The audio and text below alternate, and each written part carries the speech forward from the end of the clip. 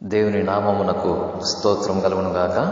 సోదరులారా, మరి ఈ రోజున 2వ తిమోతి 3వ అధ్యాయం 16-17 వచనాలు, వీటిలో నుంచి కొన్ని ఆత్మీయమైన సత్యాలను ధ్యానించదము. దైవజనుడు సన్నద్ధుడై ప్రతి సత్కార్యమునకు పూర్ణముగా సిద్ధపడి ఉండునట్లు దైవావేశము వలన కలిగిన ప్రతి లేఖనము ఉపదేశించుటకును, ఖండించుటకును, తప్పు దిద్దుటకును, నీతి యందు శిక్ష చేయుటకును ప్రయోజనకరమై ఉన్నది. All scripture is breathed out by God and profitable for teaching, for reproof, for correction, and for training in righteousness, that the man of God may be competent, equipped for every good work. ఉపదేశించుటకును, ఖండించుటకును, తప్పుదిద్దుటకును, నీతి యందు శిక్ష చేయుటకును ప్రయోజనకరమై ఉన్నది. ఈ వాక్యం ధ్యానించినప్పుడు నాకు ఒక dispute గుర్తొచ్చింది. మనకి అందరికీ సుపరిచితమైనటువంటి trust and society, Hebron trust and society, మరి ఎంతో విశ్వాసాన్ని పునాదిగా వేసుకొని విశ్వాసం మీద కట్టబడిన సంఘముగా ఉన్నటువంటి హెబ్రోను ట్రస్ట్ అండ్ సొసైటీగా ఆ రెండు వ్యవస్థల కింద సేవకులు అనబడేవారు, విశ్వాసులు అనేబడేవారు నిట్ట నిలువున చీలిపోయినట్టు మనం చూస్తున్నాం. నిట్ట నిలువున చీలిపోయారు. ఇప్పుడు వీరు న్యాయం కోసము లేదా మాది కరెక్టు అని తేల్చుకోవడానికి ఎక్కడికి వెళ్తున్నారు? మరి కోర్టులకు వెళ్తున్నారు. కోర్టులకి. మరి కోర్టులలో కూర్చునేది ఎవరండి? మామూలుగా ఆ యొక్క లా పుస్తకాలు చదువుకున్న వారే కదా అక్కడ కూర్చొని వారు తీర్పు చెబుతారు. మనమేం చదువుతున్నాము? బైబిల్ గ్రంథం. దీనిని మించిన ధర్మశాస్త్రము ప్రపంచంలో మరేదైనా ఉన్నదా? దీనిని మించిన ధర్మశాస్త్రము కానీ, ధర్మశాస్త్రం అంటే లా కదండి. దీనిని మించిన ధర్మశాస్త్రము ఆర్ లా ఆర్ పరిశుద్ధ లేఖనాలు ఇంకెక్కడైనా ఉన్నవా? మరి దీనిని పఠించి ధ్యానిస్తున్న దైవ సేవకులు ఒక విషయం మీద మరి దానిని ఖండించుటకు, తప్పుదిద్దుటకు వారు కాంపిటెంట్ కారా? Are they not competent for reproof, for correction? They are going to అన్యజనుల మధ్యకు వెళ్తున్నారు. మరి భౌతికపరమైన వ్యక్తుల దగ్గరకు వెళ్తూ మాకు న్యాయం తీర్చండి అంటున్నారు. అది ఎంతవరకు సమంజసమండి? అసలు ఆ మాట మనం తలుచుకుంటేనే ఎంతో బాధ మరి ఇది కలుగుతుంది కదండి. చూడండి మరి సోదరులారా, ఆలోచించండి.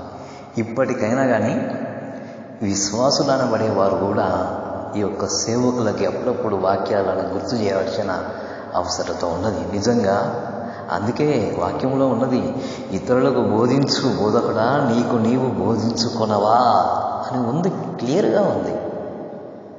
కాబట్టి నిజంగా ఎంతసేపు ఆ యొక్క పుల్పీట్ మీద నిలబడి ఇతరులకు చెప్పేదే కాదు, తమకు తాము కూడా బోధించుకోవాలి. ఇప్పుడు చూడండి, ఆలోచించండి.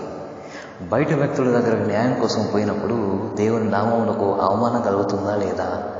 కలిగినది. అంతేకాదు, వారికి ఎన్ని మనస్పర్ధలు వచ్చినాయి, కొంతమంది ఈ యొక్క బహిరంగంగా వీడియోలలో వచ్చినప్పుడు ఇలా ఎందుకు రావాలి, ఆ విధంగా పెట్టకండి, ఆ విధంగా పోస్ట్ చేయకండి, ఆ విధంగా అప్లోడ్ చేయకండి, దేవుని నామకు అవమానం అంటూ ఉంటారు. అలా పోస్ట్ చేసినందుకు, అప్లోడ్ చేసినందుకు అవమానం కాదు, ఆ విధంగా ప్రవర్తించిన వారిని బట్టి అవమానం. ఆ విధంగా పోస్టింగ్ చేయటం, అప్లోడ్ చేయటం మంచిదే. చాలామందికి తెలుస్తుంది వారి యొక్క ప్రవర్తన ఏంది, వారు ఏ విధంగా ప్రవర్తిస్తున్నారు అనే దాన్ని బట్టి. నిజంగా చర్చల్లో మాకు అంటూ వారు అక్కడ ఉన్న మరి ఆ యొక్క ఏంటవి మరి ఆ యొక్క ఫ్యాన్లు, పెడెస్టల్ ఫ్యాన్లు, ఆ యొక్క మౌత్ పీసులు, అవి ఇవి, ఆ స్టూల్స్, స్టాండులు అవన్నీ తీసుకొని కూడా కొట్టుకున్న సందర్భాలు ఉన్నాయి. నిజంగా ఎంత అవమానం అండి. ఈవెన్ హెడ్ క్వార్టర్స్లో కూడా, హెబ్రోన్ హెడ్ క్వార్టర్స్లో కూడా కుర్చీల మీద నుంచి లాక్కొని తోసుకొని, నిజంగా ఎంత అవమానకరం. ఇప్పుడు వీరు న్యాయం కోసం ఎవరి దగ్గరికి వెళ్ళారు? భౌతికపరమైన న్యాయశాస్త్రాలు గ్రంథాలను చదివిన వారి దగ్గరికి వెళ్ళారు. వారు న్యాయం తీరుస్తారట. మరి అంతకు మించినది కదా ఈ యొక్క పరిశుద్ధమైన గ్రంథం బైబిల్ అనబడేది. కాదని ఒప్పుకొని అక్కడికి పోవాలి. మరి పోతే కనుక అంటే వారు ఇది ఇక్కడ లేదు, అక్కడ ఉంది, వాళ్ళే మనకేదో తీర్పు తీరుస్తారని వాళ్ళు వెళ్ళినట్టు. అందుకే అండి సోదరులారా, ఇతరులకు బోధించేదే కాదు, మనం కూడా బోధించుకోవాలి. మరొక్కసారి ఈ యొక్క వచనాన్ని ధ్యానించి ఇప్పటికైనా కానీ వాక్యపు వెలుగులో ప్రతి ఇది డిస్ప్యూటు సామరస్యపూర్వంగా, ఈవెన్ పౌలుకి బర్నబాకి చిన్న మనస్పర్ధ వచ్చింది. ఎవరిని బట్టి? మార్కుని బట్టి. మార్కు కొన్ని సందర్భాల్లో తమతో ఉండకుండా వెళ్ళిపోయాడు అని మార్కుని బట్టి పౌలు అసహనం చెందుతాడు. ఆ యొక్క చిన్న విషయాన్ని బట్టి మరి కొంతకాలం వారిద్దరూ ఎడబాసినట్టుగా ఉంటుంది. అంటే ఇలాంటి డిస్ప్యూట్లు వస్తాయి. కానీ అంత మాత్రం చేత వారు ఇతరుల దగ్గరికి వెళ్ళారా? అన్యుల దగ్గరికి వెళ్ళారా? లేకపోతే ఏ విధంగా ప్రవర్తించారా? లేదు. తమదైన మార్గంలో వారు ఇంకొక సేవకుని ఏర్పాటు చేసుకొని తమదైన మార్గంలో సేవ చేసుకుంటూ ముందుకు వెళ్ళిపోయారు. కానీ ఇప్పుడు ట్రస్ట్ సొసైటీ పేరున అన్ని జనాల మధ్యకి వెళ్ళి, పోలీస్ స్టేషన్లకు వెళ్ళి, లాయర్ల దగ్గరికి వెళ్ళి, దేవుని కానుకల పేరు మీద వచ్చే మరి వ్యయాన్ని దుర్వినియోగం చేస్తున్నారు. ఏ లాయర్ అయినా, ఏ కోర్టు అయినా, ఏ కోర్ట్స్లైనా మరి అక్కడ ఖర్చు చేయకుండా వాళ్ళు ప్రొసీడింగ్స్, ఈ యొక్క పిటిషన్స్ వేస్తున్నారా? లేదే. ఖచ్చితంగా లక్షల్లో, వేలు, వందలు, వేలు, లక్షల్లో ఖర్చు అవుతుంది, అయి తీరుతుంది. మరి ఇవన్నీ కానుకల రూపంలో వచ్చినవి కాదా అండి? అంటే దుర్వ్యాపారం చేస్తున్నారు. ఇప్పుడు ప్రభు చెప్పిన మాట ఖచ్చితంగా అది వాస్తవం. నా ఇంటిని దొంగల గుహగా, ఇది ప్రార్థనా మందిరము అనబడను, దానిని మీరు దొంగల గుహగా చేసితిరి. ఇప్పుడు వీరు దొంగిలించినట్టు కదా. దేవుని పరిచర్యకు వాడబడే ధనాన్ని తీసుకుపోయి లాయర్లకి, కోర్టులకి, వాటికి ఇస్తూ ఉంటే ఈ వాక్య వెలుగులో వాళ్ళు దిద్దుకోలేరా? మరొక్కసారి వాక్యాన్ని చదివి ముగిస్తాను. దైవజన సన్నద్ధుడై ప్రతి సత్కార్యమునకు పూర్ణముగా సిద్ధపడి ఉండునట్లు దైవావేశం వలన కలిగిన ప్రతి లేఖనము ఉపదేశించుటకును, ఖండించుటకును, తప్పుదిద్దుటకును, నీతి యందు శిక్ష చేయుటకును ప్రయోజనకరమై ఉన్నది. All scripture is breathed out by God and profitable for teaching, for reproof, for correction, and for training to righteousness, that the man of God may be competent, equipped for every good work.